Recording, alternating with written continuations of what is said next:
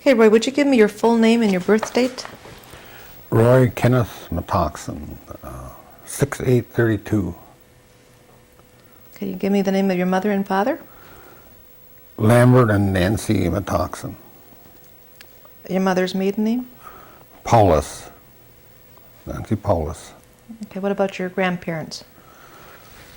My dad's side was Albert and Celicia Metoxen. And she was maiden name was Danforth. My mother's parents were Elizabeth and Bill Paulus. And her maiden, Elizabeth's name, we're not really sure, but we think it's Charles. We're not positive on that. Can you go back any farther? No, I can't. I have part of a family tree, but I don't remember though.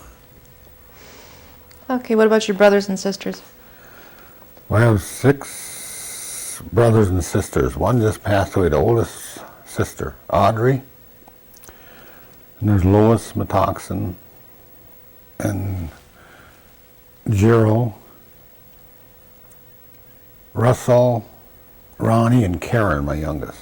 I have two that passed away when they were babies, a brother and a sister. I don't remember their names either. Okay, where were you born? At our homestead were my folks on Overland Road. At the house, Mary Skinner was the midwife. Mary Hill Skinner or something. Whereabouts was it on Overland Road?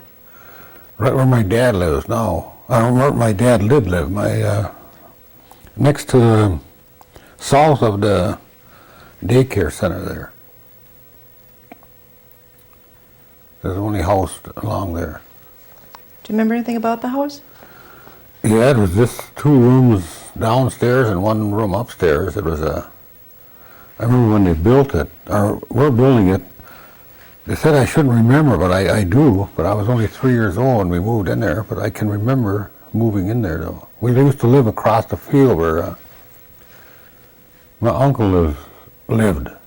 Russell, my brother lives there now.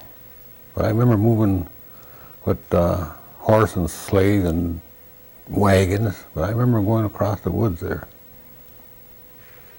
What about like running water or? We had a pump outside. We never had no electricity or running water in there for years. Did your mom and dad speak Oneida? Yes, they did real fluently. They talked it all the time, but they were,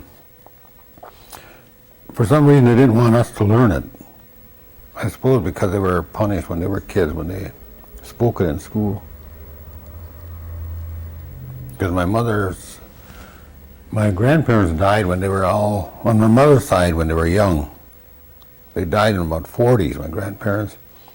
And the kids were sent all different ways. One went to Carlisle, one went to Toma, one went to Electo Flambeau, or in South Dakota anyway. And I think one went to Haskell, Kansas, and then my mother stayed here. She went to the school up at the Norbert Hill Center just now.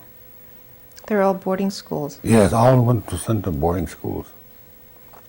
Did your mother tell you any stories about boarding school? Yes, she did. They farmed. They lived on taxable land. Her parents, right below where Russell is now, it was all taxable. And they farmed there, and she said they made a fairly good living. But when they died, the money they had was put in a bank. And she remembers the Indian agent at Guardian boarding school. He'd call her in, and her name was Nancy. And he'd say, Nancy, it's about time for you to get some clothes, new clothes. So he'd take her downtown and buy a lot of new clothes. And she said, I don't remember. She said, one of the few that they did that to. And she'd come back with a lot of clothes, and she said she never really realized or thought about it, where the money was coming from. But she said after she got older, someone told her that they were supposed to have some money in a bank for the kids. But when they checked, it was all gone. The guy's name was, I remember her saying Mr. Hart. And I read up on it, and he was the Indian agent there at the school at the time. But she said there was no money there. So she just told me after that she thinks that he took it, whatever there was. Anyway, Okay, are there any special stories or recipes or crafts that your parents handed down to you? No, there are some, but I don't remember. I'm always trying to find out the recipe. My sister might know, Lois, my oldest sister. But I don't remember. One of the stories of my dad, just before he passed away, he was 86 when he died. He told me about his parents. They had a 90-acre farm out near Freedom. And he was I think he said he was 12 years old. He was cutting wood up north with his parents to pay for the taxes. And they came back a little bit late. They were a week late, he said, with the tax money. And where do you pay that? In Appleton, they went to pay it, and the guy said, "You're late." He said, he give him a week to get off the property. And he wouldn't accept the money that my grandfather was trying to give him. He said, no. I said, it's too late. So he said a week after, they came out with the deputies, the sheriff, the tax assessor and the sheriff, with deputies came out and made my grandparents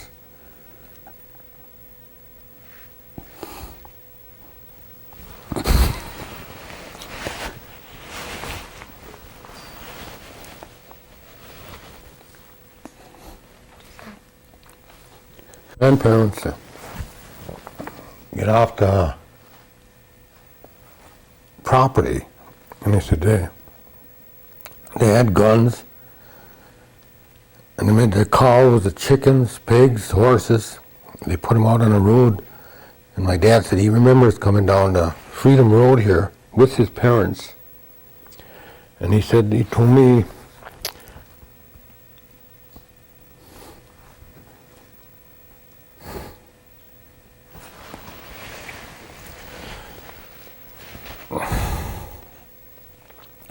that was the first time he seen his dad cry. Yeah. They didn't have no place to go. And they said the deputies were walking on each side with guns, and he can remember them. And somebody let him use the farm. It's gone now, but it's across from Edwin Baird used to live. And I asked Edwin Baird about it, and he said he can remember when they lived there. They just pulled in there with all their animals, and to this day, I know where their land was, and it was Murphy. Murphy owns it now, a farmer named Murphy. So I see Murphy's name in a paper. Roland Murphy died not too long ago. He was a millionaire. He owned a lot of land, and he owned a building as a construction outfit. And they had a big write-up in the Press Gazette, a whole page of how nice of a man Roland Murphy was. He helped the elderlies, and he played a fiddle. And he'd go to the elderly at a nursing home here, tribal nursing home, and he entertained the elderly there playing a fiddle, and they couldn't say enough about how nice the man was. And I knew different, but nobody would ever listen to the real truth. But I told a couple guys, one guy came up to me once and started praising Roland Murphy up, and I couldn't help it. I just tore into him, and I said they should print the real truth, but Nothing ever came of it.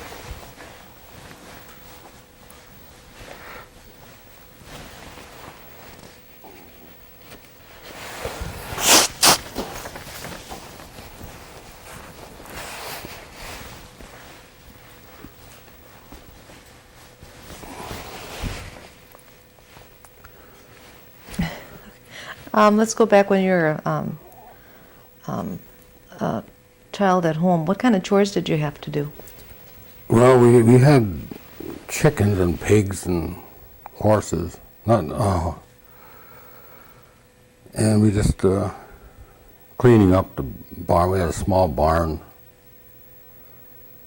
and then we contracted a lot of like beans and peas, beans, beets, carrots. We had raspberries and strawberries. We always worked. All of it, the whole family worked. What did your dad do? Just work on the farm? No, he worked at in Green Bay. At Strid. They never had a car when we were kids. He always rode with someone else. He worked at Strid Granary for years, I don't know, ever since I can remember. And he would bring grain home for animals, and he'd leave it up on a corner by the mission corner. Then at night, us kids would take the horse up there, and we had a little sleigh, in the winter, a wagon, and we went through the woods to pick up the grain that he brought back. All I can remember is when we had a horse and buggy. That's the first thing that I had, transportation that I can remember. We just, there was 8, like I said, 7 kids, and he never made much money, and he ran almost ran Strid Grain, but yet the guy never paid him nothing for it. Just barely made a living out of that. Oh, my dad too went to school to be a machinist in Appleton or someplace like that, but he never could get a job in Green Bay. Was there a reason for that? Pardon? Was there a reason for that? Probably because being Indian, because there was always stories that we weren't reliable, and we weren't good workers. That's one of the reasons why I became a machinist after. That's what I am now. I just wanted to prove, just give us a chance once, and we'll prove to you. And I think now I can match anyone in Green Bay. Something I wanted to prove. Okay. How did your family travel? With the horse and buggy? Mostly we just went to Oneida. We had, like I said, we had all them cucumbers and all of that stuff. But then after we got a car, and we traveled in a car, and or else we hired. One of our neighbors was Lavinia Cornelius. She was a nurse. She lived a little ways up the road from us, and whenever we needed to travel, we hired her. Or else there was another guy, Eugene Paulus, who we hired a lot, took us around. Do you remember where your parents shopped? Did their shopping? In Oneida, as far as I know. I know my mother she hated Schrader's, Spike Schrader, Myron Schrader, because she would go up there to get groceries, and they would charge during the week, and he would say, he would take the check and he would take the whole thing. And she said, we need money for some clothes. And he said, well, you got to pay your bill first. Here you can. And she hated it, of going up there. So every chance she got, they used to hire somebody going to Green Bay to get a lot of the stuff.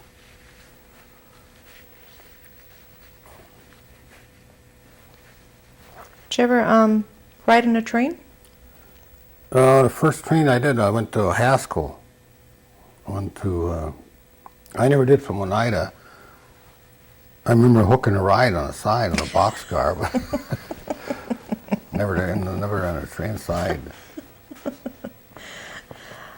Okay, Roy, can you tell me a typical Sunday from the time you got up in the morning till night?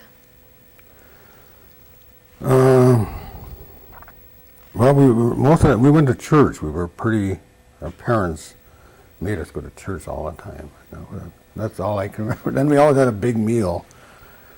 And then we went swimming at the stone quarry in Oneida there. That was our weekend, because usually on Saturday we were working during the summer. We always had to work at home.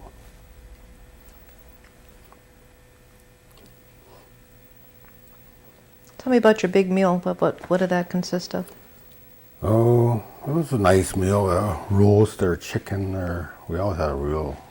And my mother was a really good cook, you know. And we never ever did I remember were starving. Or you know, we always had clothes that they weren't ever new, but there was patches on them. But we always had clean clothes. And I remember my dad used to help her a lot with darning and patching, but we never really realized that we were poor. I never thought we were. Tell me about a Christmas. I don't remember too much about Christmases, but we always had, nice Christmas. I never had presents. I don't remember too much about them. What about a Christmas tree? Yeah, we always had a Christmas tree, and I don't remember where we got it. Probably out in the woods, but I don't remember. Did the kids help decorate? Mm-hmm. Yes, we all. Most of my sisters did most of it. Okay, what about Hoyan? Well, that was a big day for us. I remember Hoyaning. I can remember, it seemed like hundreds of kids all over Oneida.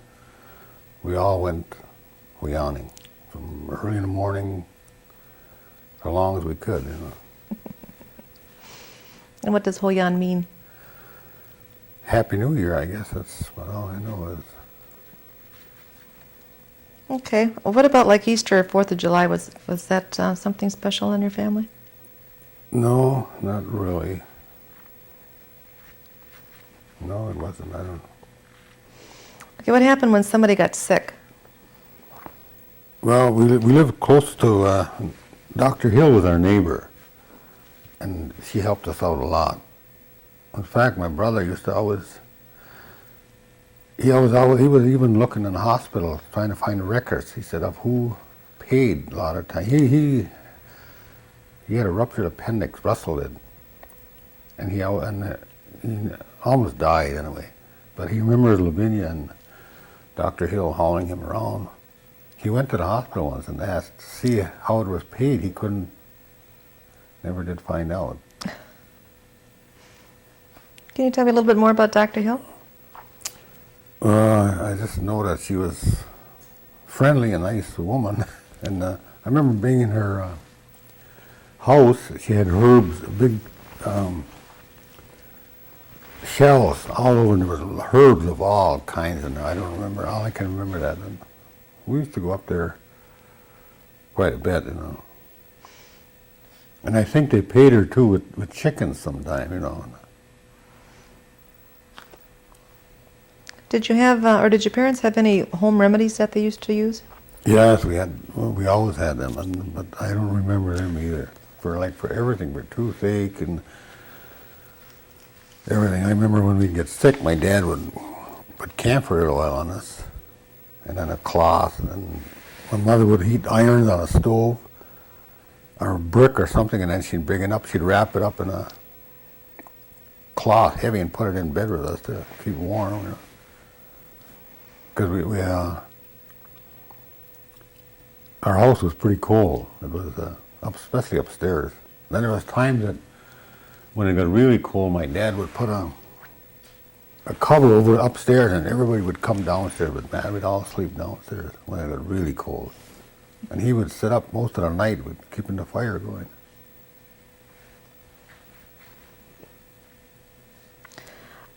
Where did you go to school?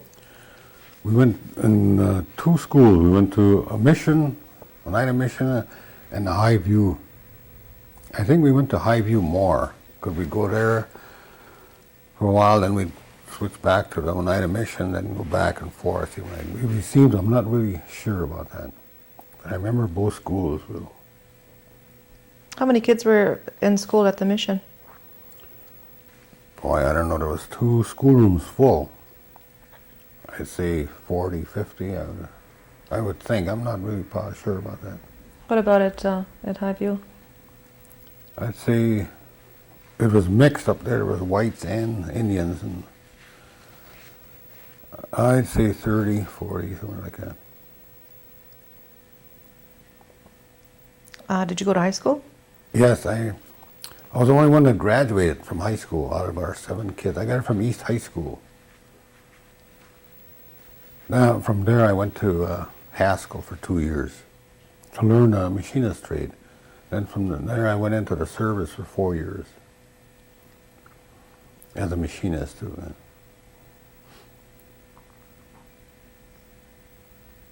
You went in the service. What branch of the service were you in? Navy. There's 4 brothers, 4 of us, and each one of us went in a different branch of service. Marines, the Navy, Air Force, and the Army. Can you tell me a little bit about your 3 years in the service? Well, I went aboard ship right out of boot camp and a destroyer, and I stayed on that destroyer for the rest of the time. Well, the Navy sent me to school too, and I think it was for 6 months in San Diego, California. Other than that, I was aboard ship all the time for the rest of the 4 years.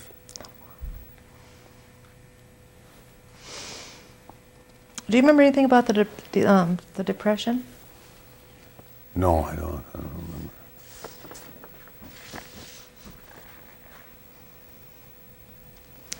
What church did your parents go to? Episcopal Church. Okay, can you just tell me some of your earliest memories of the church? Well, I remember the nuns, awful strict, and the priest, Father Christian, I remember him hitting me a lot of times with a ruler or a stick.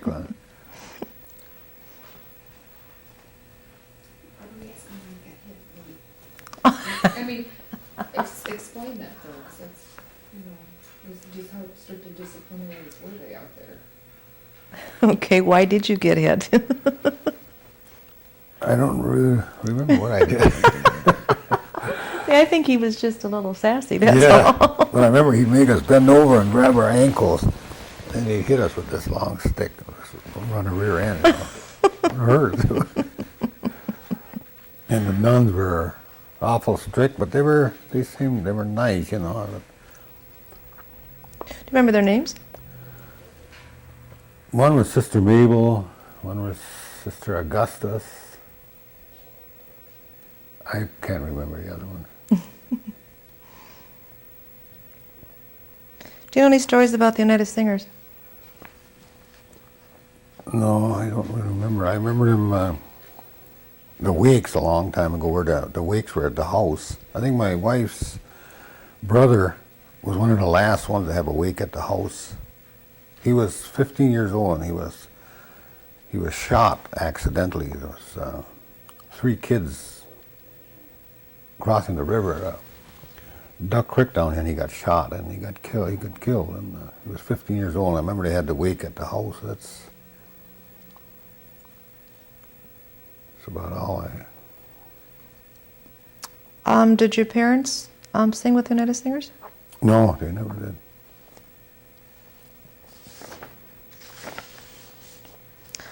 How far back do you have any kind of information, like with the land claims or anything like that? I don't remember. All I remember is I was always hearing about the land claims that we were going to get money for. I don't remember, hearing any more. Just Okay, so you don't have any, they've never had any stories about the land claims or like life in New York or anything like that? no, I don't. Okay.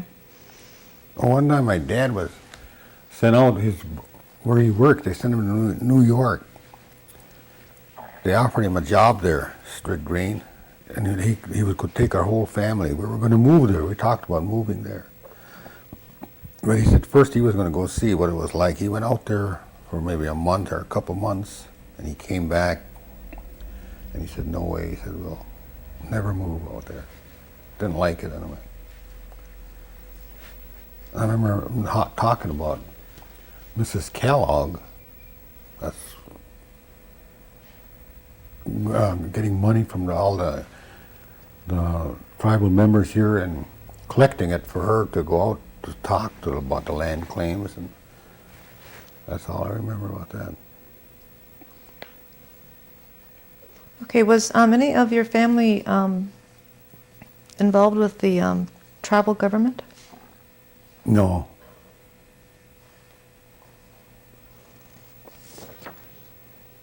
Okay.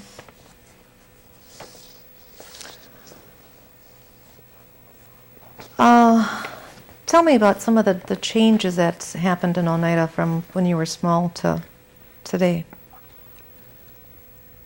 Well, I remember when we were young, on weekends, they had cleared the ice down by the bridge, below the bridge, especially on a Sunday. They'd clear the snow off, and we'd have hockey games there, and that went on all day, and we had people lined up watching it, you know. And that was a weekend. And a lot of skating, but we always tried to get our children to skate, but no one ever seemed to care about it anymore. And swimming was all we did was swim. And I don't remember ever really hunting. You know, my dad didn't like guns. He would hunt rabbits, but he'd never carried a gun. But he'd get them, but he just didn't care for guns. So. Well, tell me about like downtown Oneida that you remember when you were a kid. How has it changed from then to now? Oh. All I can remember is the stores downtown, the Morgans and Schrader's, and there was a drugstore along. But we never were up there too much. We usually hung around where we lived. And what do you think the Oneida Nation will be like 50 years from now? it actually kind of scares me, really. I hate to see it change. I'm against this highway coming through 172 so close, and I'm against putting all these buildings so close together here by the daycare center. I'd rather, like this clinic they're building right along there.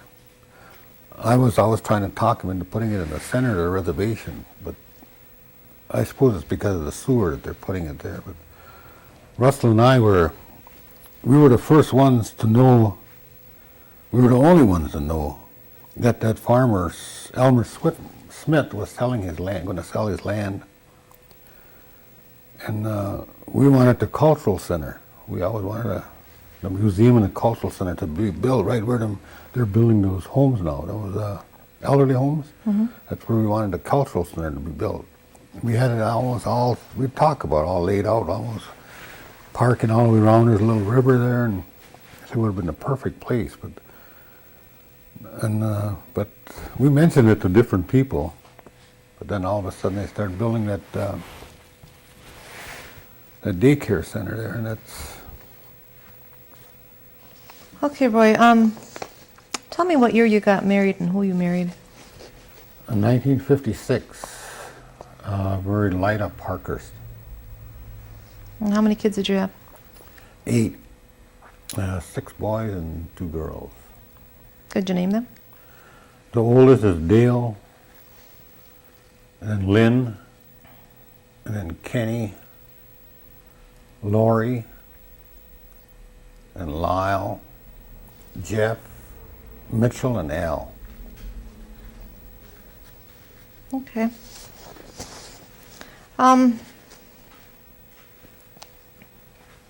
If there's one thing in your life that you could change, what would it be? Oh, boy. Getting kind of personal now. I think twice about getting married and having so many kids. Okay. Okay. What advice would you give to the future generations? Stay in school and stay away from marriage till at least 30, in your 30s. And make sure you got a partner that you really get along with. Doing things, you know, everything. Every little thing sometimes you don't think it makes a difference, but you enjoy the same things.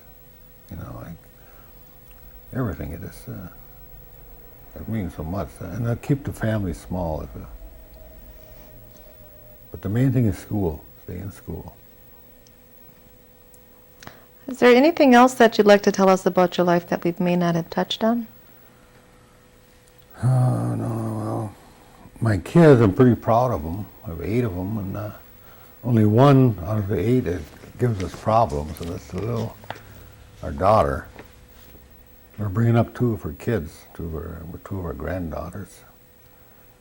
But she had some tough times too. We didn't know about it. She had in school.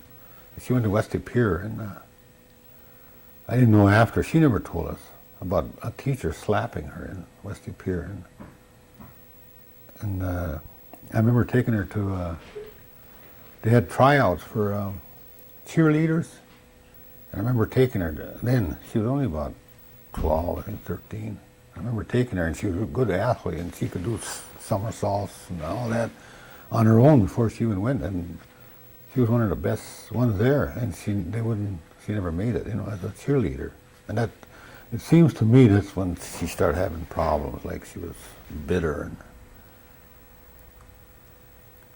And the other kids we have, the other ones are all working. They all got jobs, I'd say good jobs. Some are in school yet. The oldest has worked for the tribe. He's in the water and sanitation department. And Lynn, she graduated from University of Arizona with a bachelor's degree. She worked down there for a while. She got married down there, and she spent 2 years in the Peace Corps over in Bangkok. She learned Thai language in them 2 years, because they shipped her way out, and she said in the boondocks, and made her live with a family that didn't speak no English. So she had to learn it. And the next is Kenny. He's got a master's degree from University of Wisconsin in Madison. And Master of Fine Arts. And then there's Laurie. She's the one she's living up in Crivets or someplace up north. She seems to be doing okay, but we're bringing up 2 of her kids, our grandchildren. And the next is Lyle. He was a state trooper for about 5 years, but he quit because they wouldn't promote him. And the way you get promotion as a state trooper is dependent on how many tickets you give out. And he told his bosses, he said, I joined the troopers to help people, not to punish them. And he said, I'll never get promoted if that's what you're going by. And that was held against him.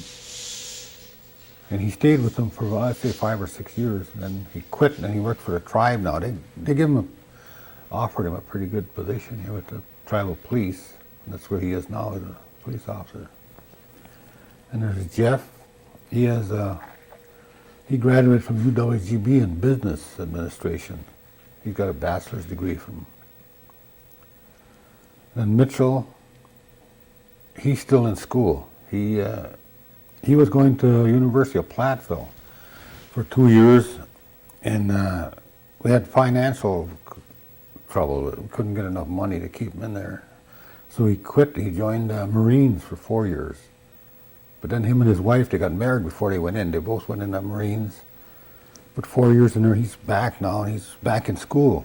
He'll graduate with his bachelor's in December from UWGB. Then the youngest boy is Al.